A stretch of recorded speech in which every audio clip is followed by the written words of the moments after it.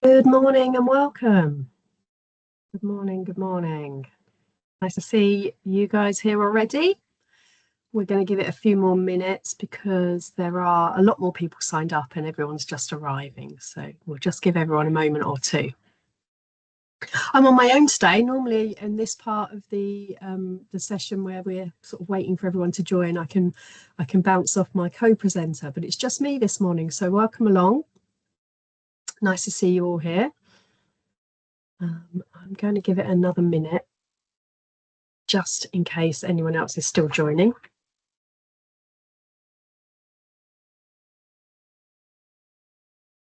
Morning, right, I keep an eye on the chat. Oh, see, again, the thing when you're doing this on your own, I've got to not only keep an eye on my slides and an eye on the clock, but also an eye on the chat. So good to see so many of you here. We do have quite a few more signed up, so we're probably expecting a few more. So if you don't all mind, I'll just hang fire for a second.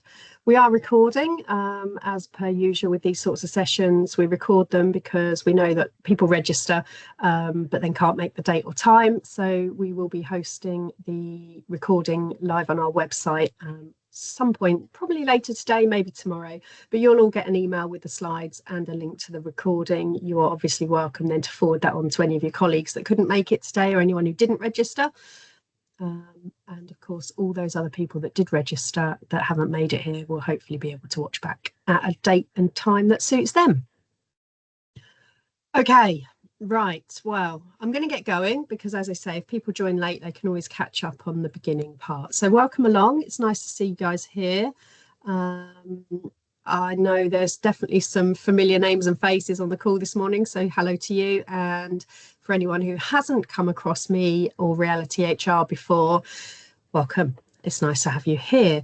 So I've worked at Reality HR for 14, nearly 15 years now, and I, some of you will know, present a lot of these webinars. My role is historically as a HR consultant, but for the last 7 or 8 years, it might be more than that now, lose track of time. For the last few years, I've been focusing on learning and development. So I spend a lot of time delivering management and leadership training and also a lot of time delivering these kind of webinars. These really kicked off during the COVID times. And I seem to be the only one of our team who doesn't mind talking to groups of people. So you have me here again this morning. I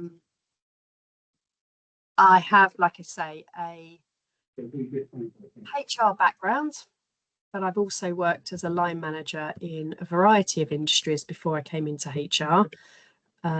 It does say on the screen I've been in HR for more than 20 years, and I didn't really want to say that, but that gives you an indication of how long ago I was a line manager. But you can still, what you take from those early experiences as a manager of a team hopefully translates quite well into my HR advice. Specifically with reference to menopause, at Reality HR, we are a team of mostly women. Those of you that know us know that our team is predominantly female. So menopause is a topic that comes up quite a lot in conversation in our business. And of course, that means that we've got that kind of lived experience between us to be able to put into practice or help businesses put into practice some of the ways that you as business owners, as HR people, as line managers can support your employees who may well be impacted by menopause. There is a statistic sort of doing the rounds that says menopausal women are the fastest growing demographic in the workplace. So while we're here to talk about the legal changes that are impacting your role as managers, as businesses, we also need to know from a kind of moral human element about how we can support people who are impacted by menopause. Now, the language around menopause, who is impacted, is quite a sensitive topic. So we know that in the main, to try and be inclusive, we would tend to say people who are affected by menopause. And I don't mean to disrespect anyone's views at all. So I'm going to probably use people and women interchangeably throughout the morning, throughout this session. But just to be aware that it isn't just those that are born female cis women that have symptoms. There are male menopause symptoms as well, which we're not going to delve into today, but actually we just need to be really respectful of the fact that we have potentially intersex colleagues, we have people who have gone through transitions, taking hormones, etc. So there can be lots of people affected that don't necessarily fit our image in our mind of a 50-year-old woman. So just to be mindful of the language around this, I will, like I say, use women and people affected by menopause interchangeably. Happy to take that conversation offline with anybody, and of course happy to talk to you about wording when you write your policy, if that's what you choose to do after today's session. Right, that's the preamble. Hopefully I'm going to talk us through a bit about why we're here, really. So this is a roadmap that some of you will have seen. We've presented this a few times. This is the Employment Rights Act. This is the big piece of legislation that came into past royal assent back in December of last year. And the changes to employment law are filtering through. We've had a raft of changes come already in April of this year. We've got a big raft coming in October, and even more coming next year. And menopause action plans are one of a small section of one of the changes. But because it's such a big topic, like I say, fastest growing demographic in the workplace, it impacts all of us, no matter what the legislation says and no matter the dates. So what I wanted us to do was just recognise that April 2026, there is reference in the Employment Rights Act that says companies are now advised or can voluntarily publish a menopause action plan as part of their gender pay gap reporting. And from April 2027, that is likely to become mandatory. So we're here to talk about it in the broadest context, not just the legislation, but I will delve into a little bit about what the legislation says, who needs to produce this action plan, when they must be published, and then how do menopause action plans fit specifically. But what I want to be really clear about is that this isn't just driven, our focus on menopause isn't just driven by the legislation. Now, the legislation says, we think about gender pay gap reporting, that currently any employer with more than 250 employees on a given date each year must publish their gender pay gap data. So I know that we have some people registered for the call that are of that size business, that you've already got more than 250 employees and will already have been reporting your gender pay gap, possibly for many years, because this isn't new. We also have on the call, I know, lots of businesses that are smaller than 250 employees, and you may not be aware of this requirement to report gender pay gaps because it doesn't impact you. So just very briefly, for those of you that aren't aware of it, every employer with more than 250 employees has to look at the difference in pay between men and women in their organisation. You have to report that gender pay gap every year in March or April, depending on the type of business you are. And you have to publish that gap, that pay gap data on your own website, and also report it on the government gender pay gap service. So if anyone is of a size over 250 employees and isn't doing that yet, that's a priority action for you to get to. If you're under 250 employees, then don't worry. But what does that mean with the change that's coming? So from April this year, the government are recommending that anyone who has to report their gender pay gap also should publish or could publish a gender pay gap action plan. Now, this is all a bit of a mouthful, so please bear with me if I get my teeth in a mix-up.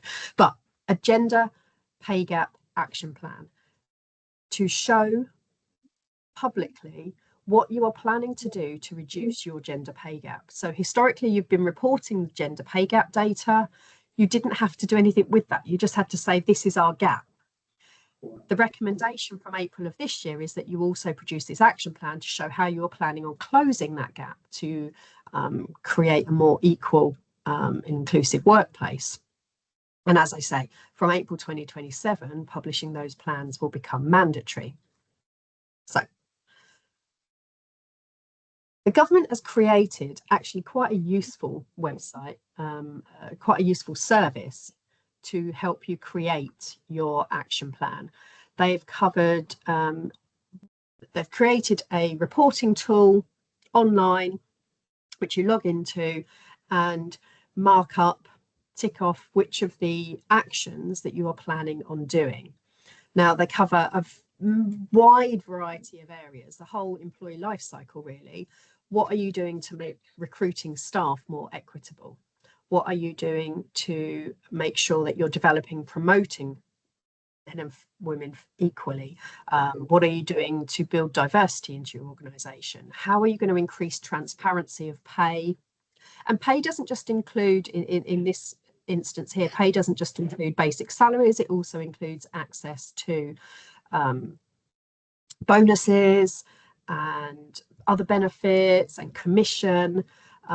So how are you going to increase transparency in all of those types of areas? But also, how are you going to support employees experiencing menopause? Now, you don't have to create an entire menopause action plan as a standalone item. If you are covered by the legislation that says you have to do this action plan reporting, then you must choose at least one element from the menopause section. And there are maybe 5 or 6 topics within that menopause section. So I've put the link on the screen. It's a really easy Google. And as I say, it's actually really useful, easy to use, intuitive tool. So hopefully those of you that are of a size of having 250 or more employees will be quite comfortable to go ahead and do that. You don't have to have 250 employees to use the service though. So anyone on this call, any organisation may choose to actually publish a gender pay gap action plan, even if you are smaller than 250. Now, there's a couple of reasons that you might want to do that. Perception of fairness, of effort and change and work towards equality in the workplace, inclusiveness for your existing employees, but also for your prospective employees. It may well be a useful attraction tool. Also, being in the public domain, your clients can see if you're publishing this kind of data. So there are lots of benefits for doing this as a even without the legislative push to do so. It might well be something that you want to consider doing. There's loads of guidance on the website as well, on that gender pay gap action plan service. There's loads of guidance about whether you how you can create these action plans, what actions you can take. Some are bigger and some are smaller than others. Some are very easy to implement, some are longer term, but it's definitely worth a look at. I'm going to go this morning.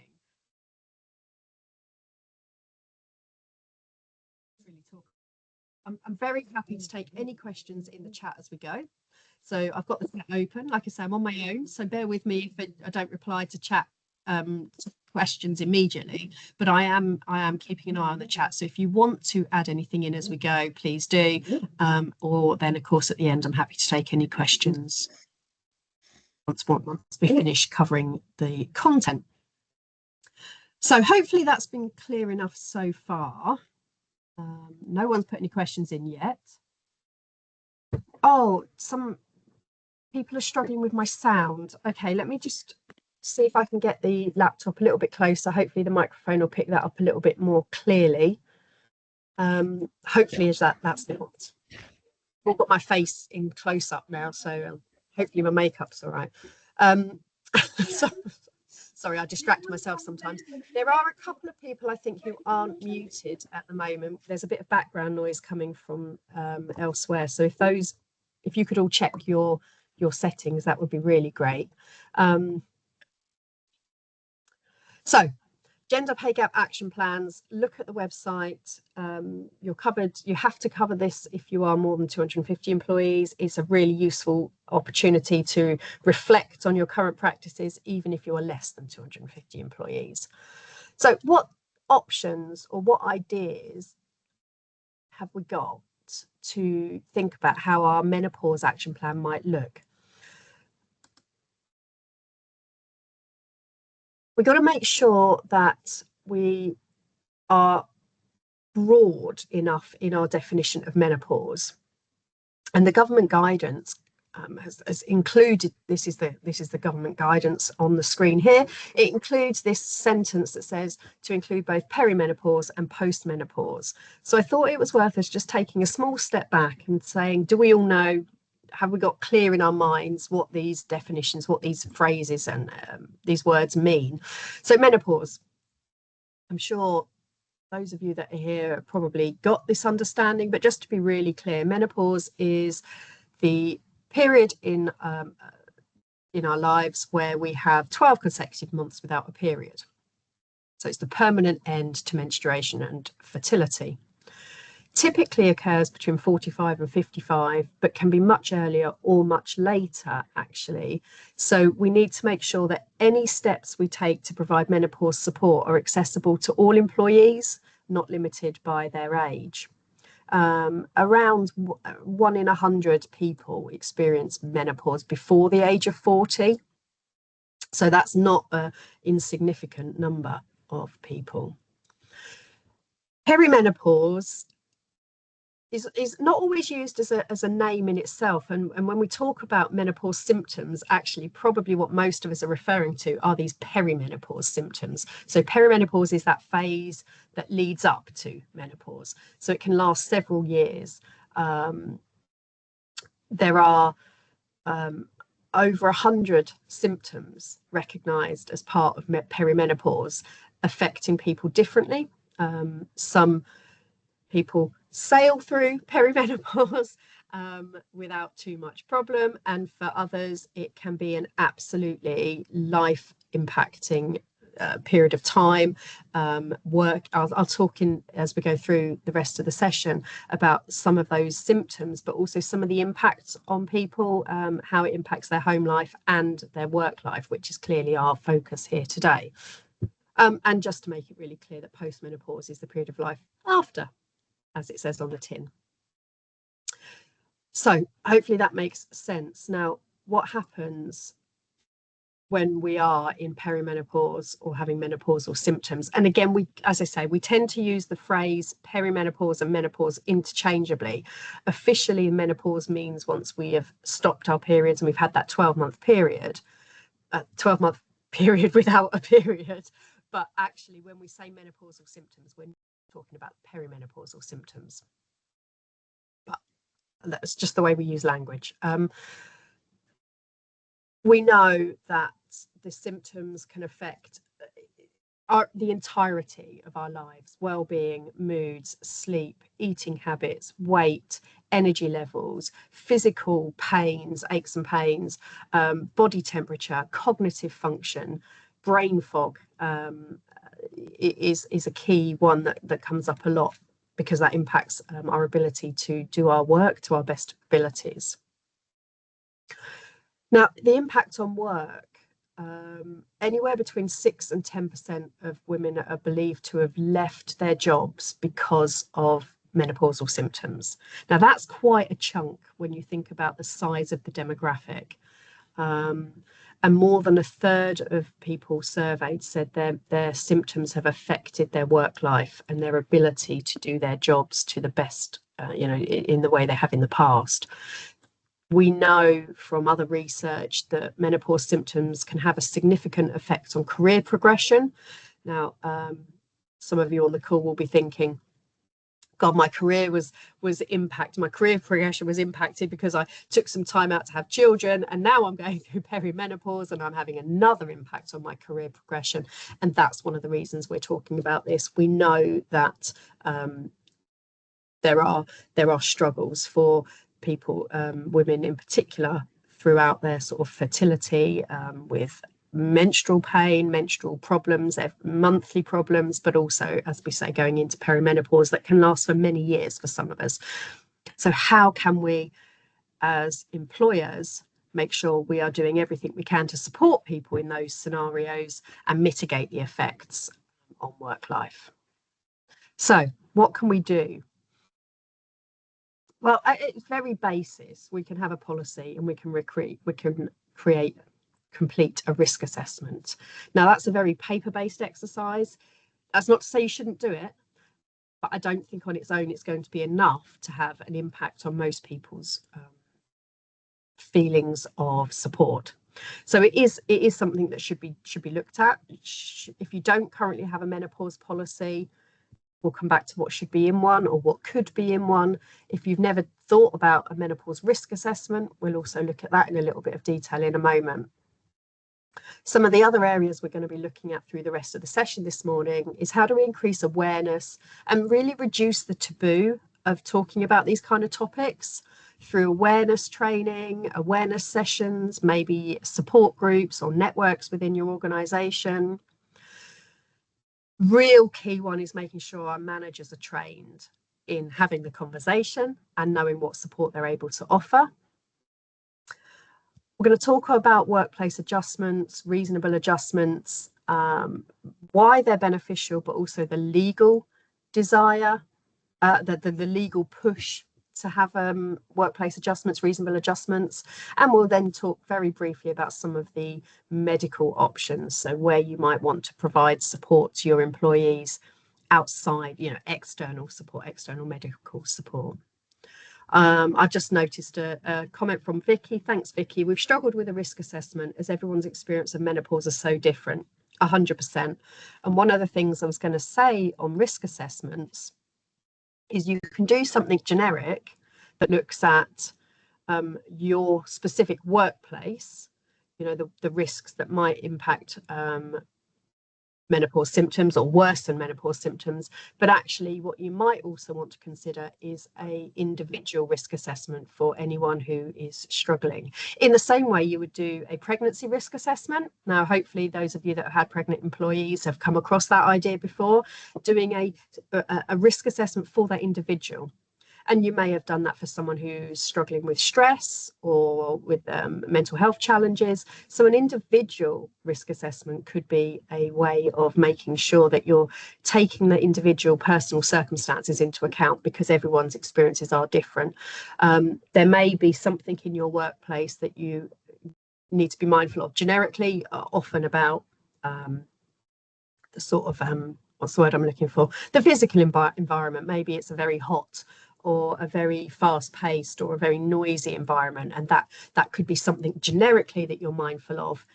But then looking at individual personal risk assessments, using something like our Wellbeing Action Plan. So some of you will have come across a WAP before. We've got one available on our website that's downloadable. I know some people use them regularly. Now that's designed at the moment. Our Wellbeing Action Plan on our website is designed specifically around mental health. But the concept could work really well here. It's a really useful tool for a manager and a direct report, or someone in the HR team, or a menopause champion, for example, to talk to an individual about what's working for them at the moment, what they're struggling with, what might help and what might get worse. So with the Wellbeing Action Plan in particular, what we talk about is, how will I know if your symptoms worsens? What type of behaviour will I see from you? And what can I, as the manager or the supporter here, do to help head that off so it doesn't get, keep into that spiral? So that specific individual risk assessment might be useful.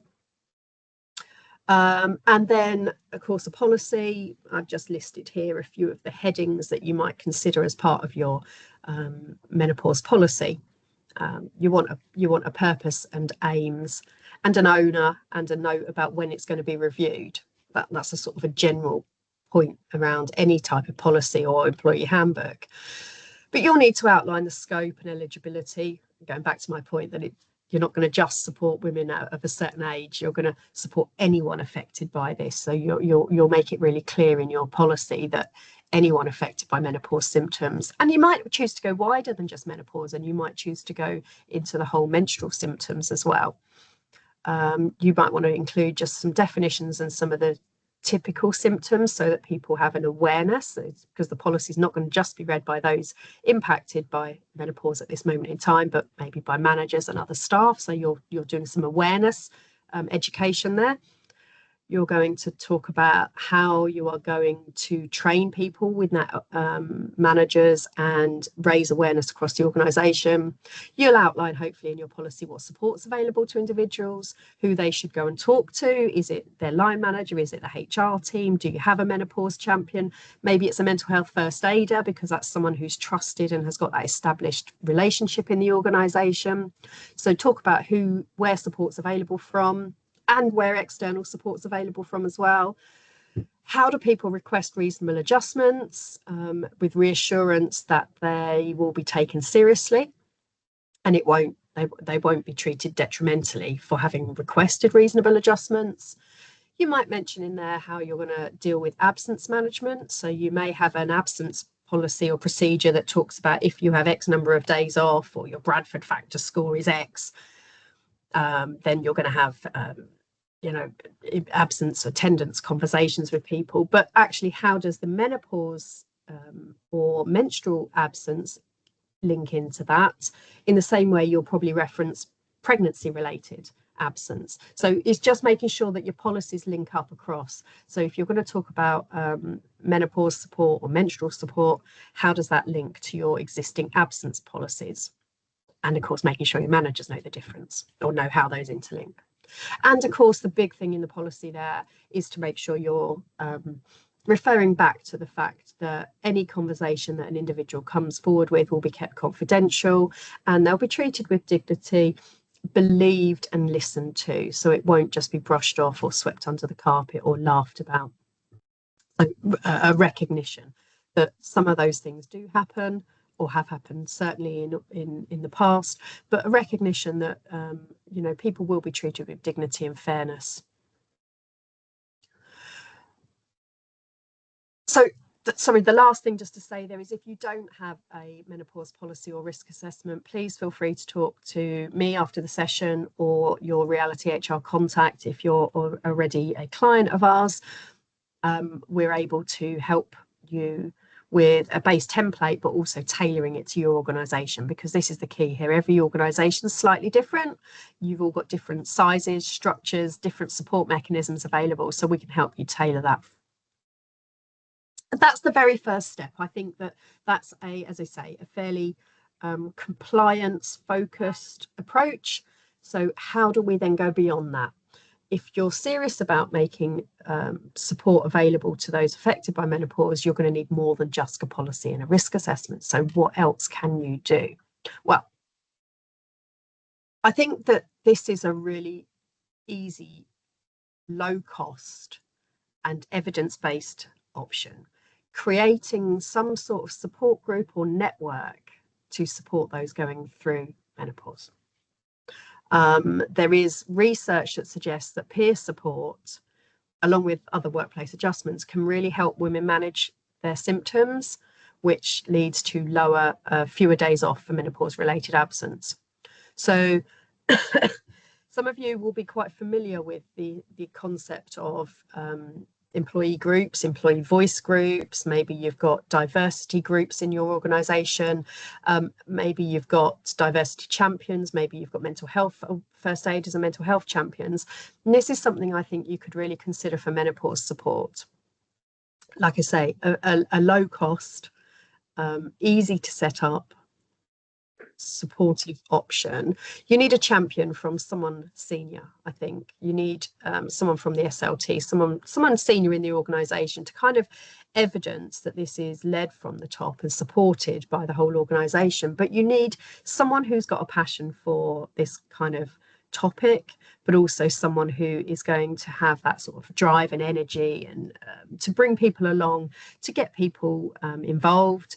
Maybe you're going to set this up as a group that is purely to talk about how we're going to write our policy, or maybe you want this to be a much broader group where anyone can drop into, I don't know, monthly sessions to offload and chat and offer support, peer support to each other. It's really up to you how you do this, And I've seen them work in different ways. I've seen employee voice groups where the purpose of the group, the stated aims of the group are just to make sure managers are on board.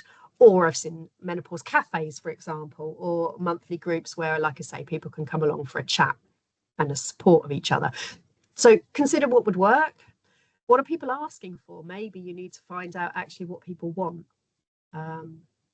So although I've said appoint a champion, so have someone senior kind of supporting the group, actually make sure that what you're offering is what your employees want. And design the group to be appropriate to your organisation. Is it virtual meetings? Is it on-site meetings? Depending how you work. Make sure there's a range of meeting days and times because people work different hours sometimes. Think about the size of the group. Like I say, is it a working party or is it much more broad and anyone can just drop in at any time? Maybe you want some internal staff to have some training or support, or use external experts to lead these respectful discussions, and consider guest speakers, training events. There's a whole raft of things we can do here that take a little bit of people's time out of their workday, but very little other cost to the organisation. So that's something, like I say, that I've seen work really well. They tend to be more common in larger organisations, but I don't think they should be solely kept to large organisations. There's definitely benefit of having something like this even in a small company. Okay, I said about manager training. I think this one's really, really important. Not just because I offer management training, clearly, because actually the relationship between an individual and their line manager is so crucial to how the employees feel, how we feel, how do we feel supported. You'll have all heard the phrase, people don't leave companies, they leave managers. And we've seen quite a lot of examples in the companies we work with and in employment law, case law, if we're looking at the employment tribunals, where people have gone to their line manager with a problem of some sort, whether it's menopause or well-being or stress or workload or neurodiversity, and their line manager doesn't respond in an appropriate way. We know that line managers often get promoted into that position because they're so good at the technical role they do, and they don't always have the skills, knowledge, confidence to manage their people well. And so I can't kind of say enough how important this line manager training section could well be for the impact that it'll have on people. Training really will help managers understand what support and guidance the organisation offers, learn how menopause affects people, and talk and listen with sensitivity. And those are the crux, really, of what we're talking about here. And there's a whole raft of information on the screen, but I'm sure you're all aware of this. If managers are more confident and comfortable discussing menopause after the training, that will help employees feel psychologically safe to raise issues. And actually, it doesn't just have to be menopause training. All of those other sensitive conversations managers can benefit from learning about, and learning how to have those conversations. That will help you with better retention, a better culture, less absence, and create that cultural shift, really, to make an organisation feel more inclusive for everybody and more psychologically safe for everybody. The CIPD did some research in 2023, so not too far back, and there was some real startling, well, I say startling, there was some quite stark results there. 3/4 of respondents said that they hid the real reason for menopause-related absence. 3/4 of people didn't tell their line manager the truth about why they were off sick because they preferred to keep it private. Now, we're not forcing people, clearly, to share things they're not comfortable sharing. But if we can create an environment, a culture where line managers are more approachable, they're more sensitive, they're more able to have discussions, conversations that in the past may have had a taboo around them, then we're going to understand why people are off sick, which means we can actually support them to be at work. Now, we know that people don't necessarily tell the truth about stress related or mental health related absence either. And this is the same kind of concept. How are we breaking those taboos? And I hope you'd all feel that we've seen some progress in the sort of mental health space over the last few years. And now we're looking to see, well, what else can we do in this menopause space? So training our managers to have sensitive conversations, empathetically, with understanding, and to know what support they can offer. So what support can they offer? Well,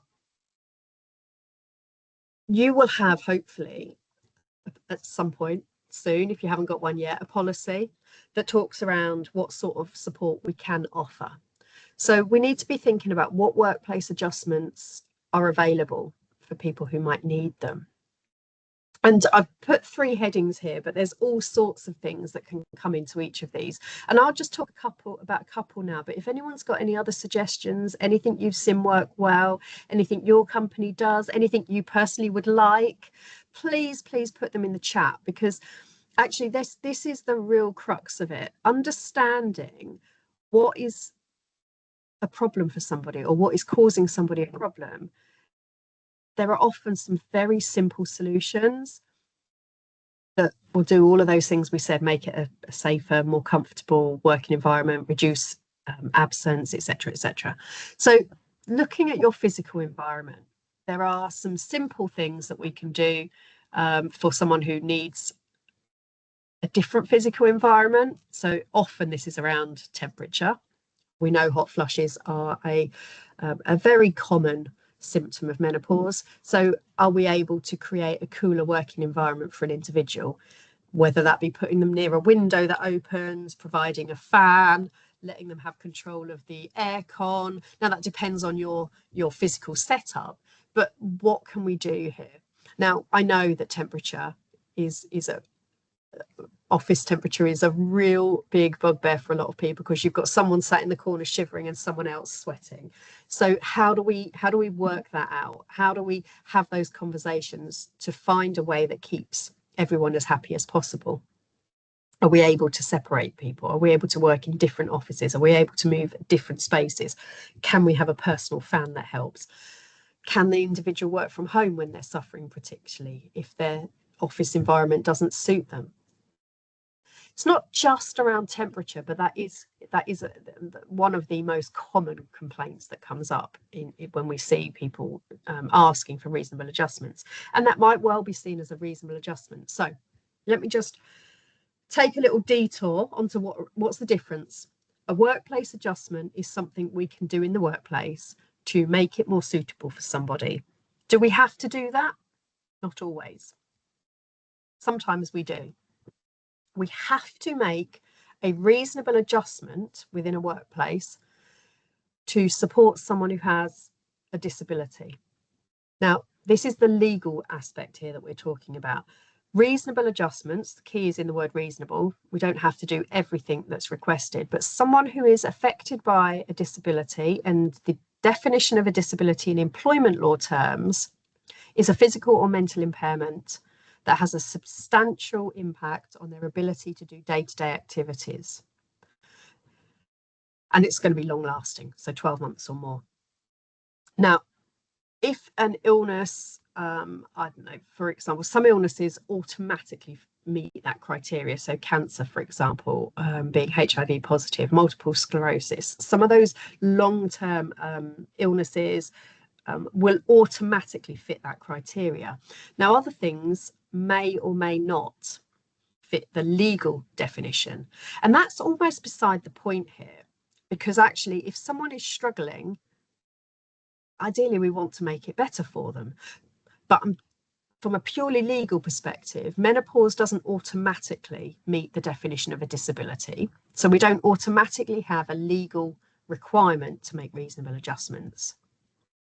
But there are a few employment tribunal cases from the last couple of years where it has been ruled that a person's menopause symptoms were so severe for that individual that they did meet the definition of a disability, and therefore the company that they worked the companies that they worked for did have a legal obligation to make reasonable adjustments. So I hope that's clear. There is a legal impetus for us to be looking at, is this person's illness, is this person's menopause symptoms severe enough to meet the legal definition of disability? But actually, whether it is or not is, in my view, almost irrelevant, because as we say, if people are struggling, they're not doing their best work. They're not being productive for you. They're off sick a lot.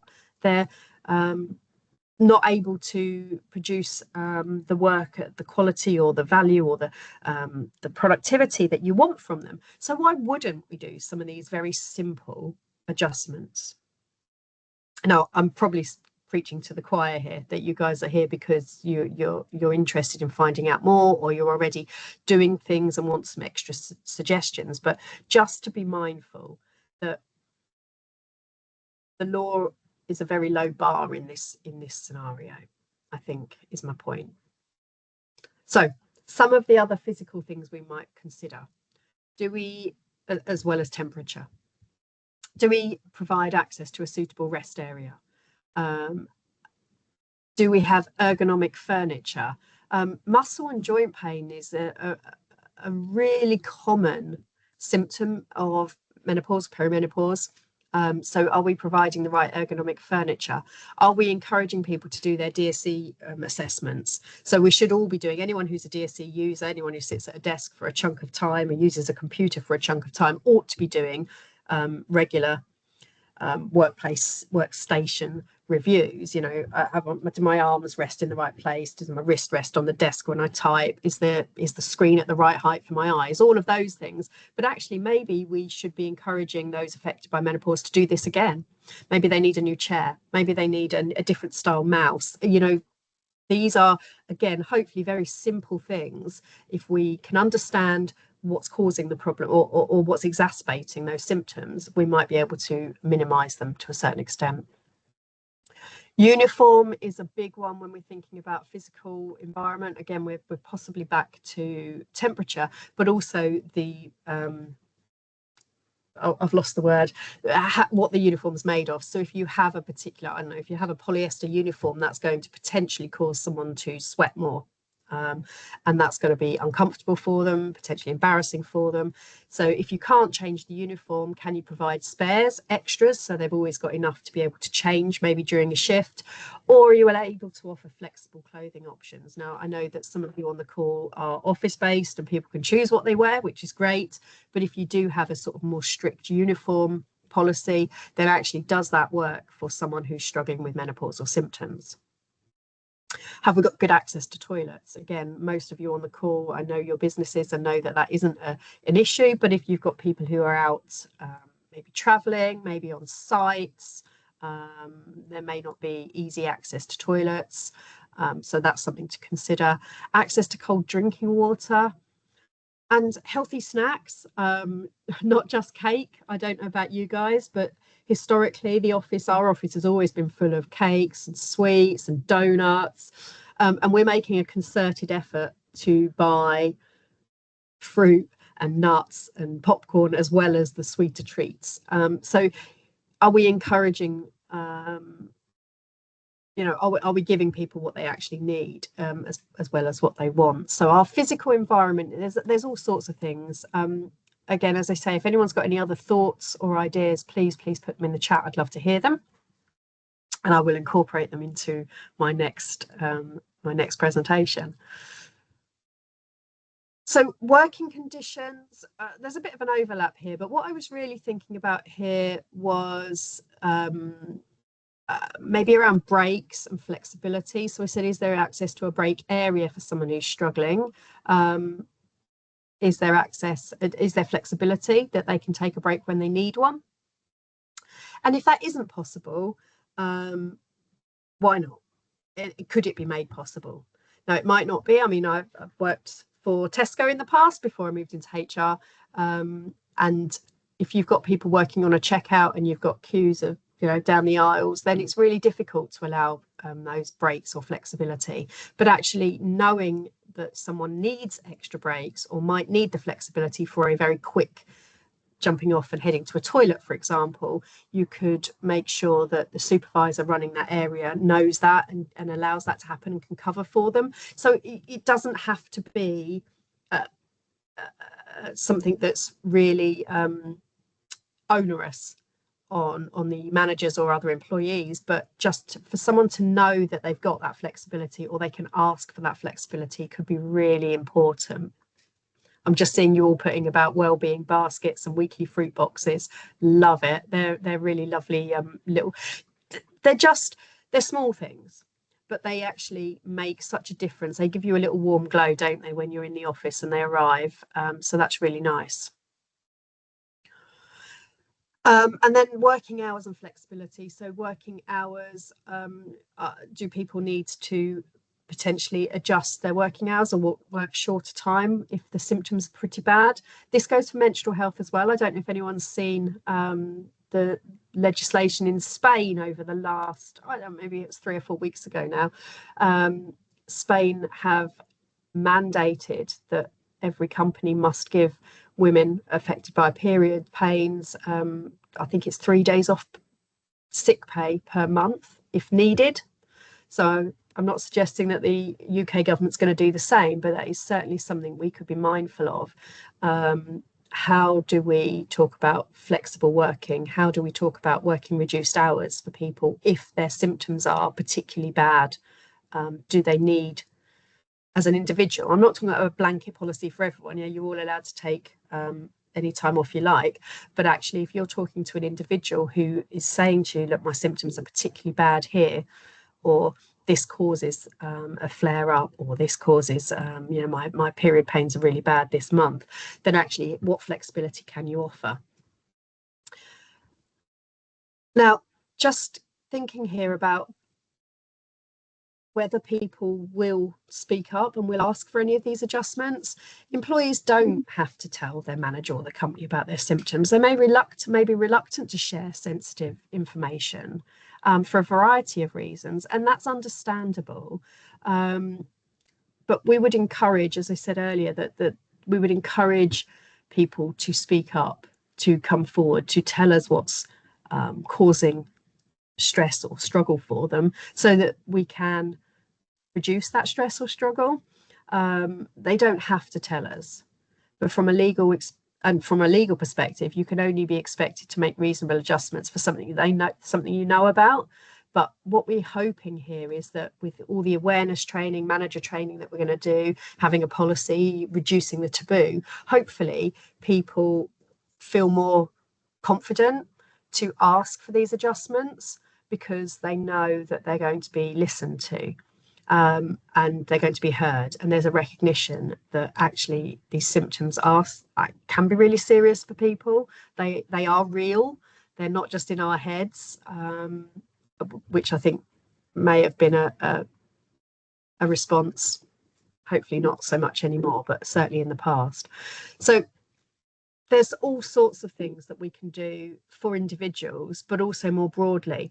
Quite often we find with any workplace adjustments, something that benefits an individual will actually be useful for everybody. So, for example, the wellbeing basket may have been sparked by a thought of thinking, well, how can we support menopausal women? But actually, everyone's going to enjoy that. The same with the fruit box, and not just cake. It's not just a specific demographic that's going to benefit from that. It's going to help everybody. Looking at a risk assessment, looking at your working conditions, looking at flexibility, all those things, if you're able to do something that raises that improves the environment, it's going to improve it for everybody. And then, of course, with reasonable adjustments and workplace adjustments, what we're talking about here are individual things as well. So like I said, with the risk assessment, you might do something generic for everybody, but then talk to the individuals. Hopefully the individuals are going to come to you as managers, or you as the HR team, or you as the menopause champion, and talk about what would help them personally. And that might be where you want to document some of that in a wellbeing action plan. Maybe you do it less formally than that. That's really up to you. But from putting my HR hat back on, if you are making adjustments, if someone is asking for adjustments because they're telling you their symptoms are really severe, then I would suggest that you keep some sort of record of whether you've made adjustments or whether you've said no to adjustments for a reason. You know, realistically, pragmatically, we can't always make every adjustment that someone asks for. That's why they're called reasonable adjustments. Is it reasonable for our company to do that at this moment in time? Excuse me. But document whether you have been able to accommodate or whether you haven't been able to accommodate and why, in case of future dispute. So individuals who have requested reasonable adjustments who don't get them may choose to put in a grievance, and in extreme cases they may end up raising an employment tribunal. As I say, there have been a few over the last few years where employees affected by menopause symptoms have taken their ex-employers to an employment tribunal who have been found to have not made their legally required reasonable adjustments. That's the worst case scenario. It doesn't happen very often, but document.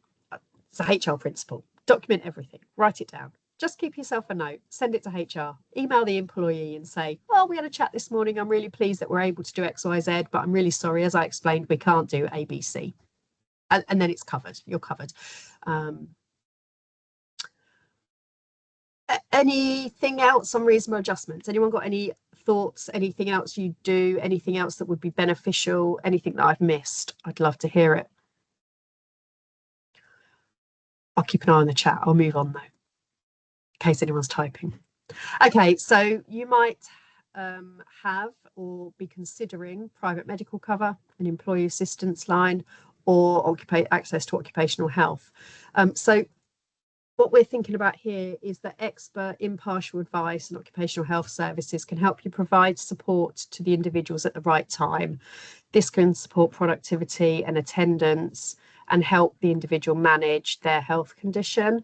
Some of the medical providers offer tailored menopause support, or you may know of somebody who can come in and provide lunch and learn sessions on how nutrition can help menopause, or maybe someone with an interest or a knowledge around, HRT can come in and talk about options, HRT versus non-HRT support. So you might find that offering that external support, again, to everybody in an ideal world, or as a reasonable adjustment for somebody who's come to you with a concern about their menopause symptoms. So it may be, again, a blanket policy for everyone, or it may be in response to an individual asking for a reasonable adjustment. We know that the research says that employees who receive support, whether it be internal or external, they are less likely to say that menopause symptoms negatively affect them at work. Depending on the size of your organisation and your budget constraints, we do know that some employers report that the benefits of investing in occupational health services or private medical outweighs the costs. So they're not a cheap option. I get that. But they are the benefits they give in terms of improved retention, reduced sickness absence, increased productivity, in some cases may well outweigh the cost to your budget line. So worth considering. I mentioned menstrual health earlier on, and actually this is an important point to come back to here, that menopausal symptoms are just one of a raft of things that affect women. So these health conditions around menstrual health. So I don't know, polycystic ovary syndrome, endometriosis. I can never say it. Endometriosis, fibroids, all sorts of other, and just general menstrual pain that most of us kind of manage every month. There are a whole raft of things that could be useful here, and you may find, again, as I say, that investing in one of these medical support systems the cost may well be outweighed by the benefit. No, the benefit may well outweigh the cost, that way round. So your first action, your next steps, you need to, if you've got more than 250 employees, you need to make sure that you're up to speed with your gender pay gap reporting, and then you'll want to look fairly promptly, I would suggest, at the government service for reporting your action plans. If you have less than 250 employees, you don't have to do that right now, but I think that the action plan service is actually a really good place to go, or come and talk to your Reality HR contact, your consultant or your advisor, and we can talk you through how you might be able to implement some of these ideas in a way that suits your organisation and suits your budgets. There are a couple of other options for more information on the screen here, so some useful links. And we are at time. God, I have literally talked at you all for almost an hour. I hope I haven't put anyone to sleep with my same voice all the way through. Hopefully that's been helpful. Hopefully it's given you some food for thought. If there are any questions, please put them in the chat. Oh, I can someone's got some background noise from somewhere. If you've got any questions, throw them in the chat. I'll hang on for a second. Otherwise, feel free to get in touch with me afterwards. We'll share the recording and the slides, as I mentioned right at the start. We'll send that out either later today or tomorrow. Oh, thanks, Alexis. Great to see a personal recommendation for someone who knows their stuff. Really useful. And yeah, great to see you all this morning. Thank you all for your time. Thanks, guys. See you later. Yeah. So if one of them refers a HAD, when that HAD